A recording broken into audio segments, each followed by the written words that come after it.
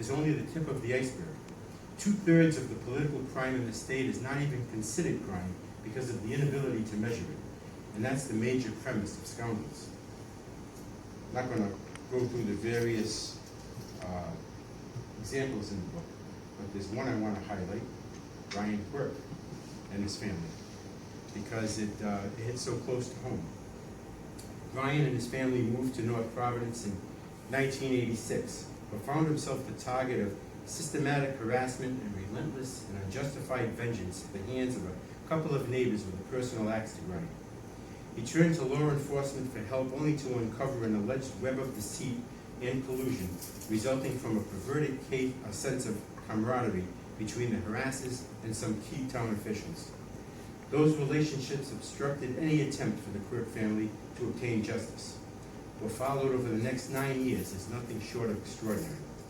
In 2005, Quirk received word that his father had terminal cancer and decided to have both his mother and father move in with his family so they could care for him.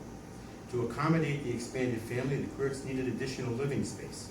Coincidentally, a larger house right next door to theirs was for sale.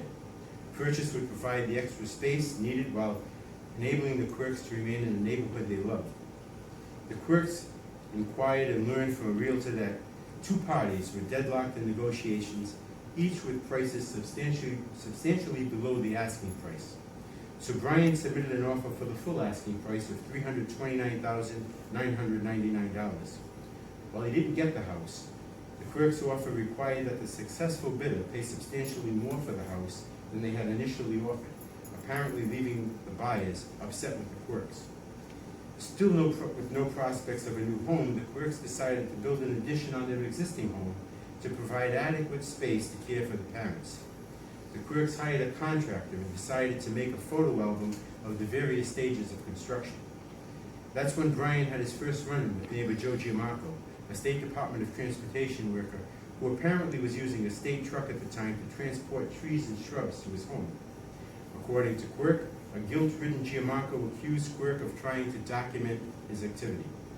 These two unrelated incidents led to the formation of an alliance between the two neighbors, determined to unleash the most heinous and cowardly acts of harassment and torment against the Quirks throughout the last few months of Brian's father's life and beyond. It started in March 2006 with late-night harassing phone calls in which the caller would not speak. On April 20th, however, the caller left a message accusing Quirk of not being man enough to speak with him and threatening to run them out of the neighborhood and burn down the house. The caller also left his name, Joe Giamacco. See, there's no intelligence test for people who do these kind of things. The Quirks called the police, who listened to the message and took a report. But by May 25th, the threats took on a new meaning, as both the Quirks' vehicles were damaged while parked outside their home in apparent retaliation for the Quirks' call to police. 3 weeks later, the Quirks awakened to find the tires on both their vehicles had been slashed overnight. The damaged tires were replaced, only to be slashed again the following night. Giamacco, meanwhile, was having some personal problems of his own. He apparently had been drinking again, and on July 23rd, 2006, when his wife and son failed to come home, Giamacco filed a missing person report with the North Providence police. The two were eventually located and told police that they were fine, but, quote, they'd had it with Joe's drinking, unquote. The following month, the police arrived at Quirk's home as a result of an anonymous complaint. They said his boy's basketball hoop violated the town's ordinance and would have to be removed. Despite the existence of literally thousands of similar hoops throughout the town, and the fact that there was one exactly across the street from the Quirk's son's basketball hoop, the Quirks complied. Around the same time, the Quirks began receiving late-night pizza deliveries that they never ordered. On September 8th, Giamacco, now a candidate for town council, again threatened Quirk, this time for parking too close to his house. I told you not to park there, he screamed. I guess you didn't learn your lesson. Quirk believed this to be a reference to the slashed tires. When I'm elected, I'm running you and your family out of town. Fortunately for the Quirks, Giamacco was not elected.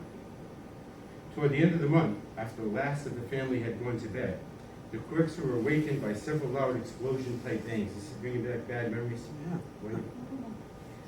Re-traumatizing. Startled, they immediately vacated the premises as a safety precaution.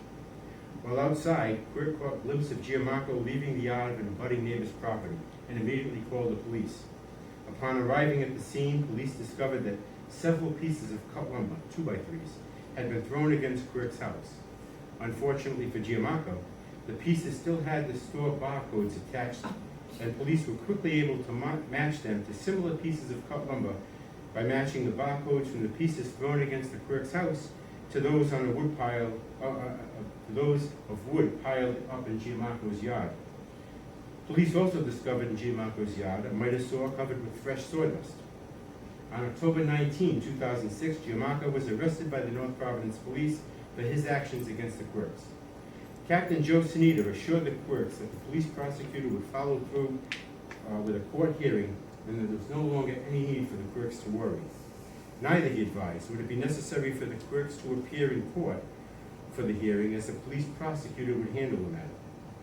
But on January 4, 2007, the North Providence Police prosecutor failed to attend the criminal hearing, resulting in the automatic dismissal of the case. The Quirks were denied their justice and later learned that Captain Sanita grew up with Giamacco.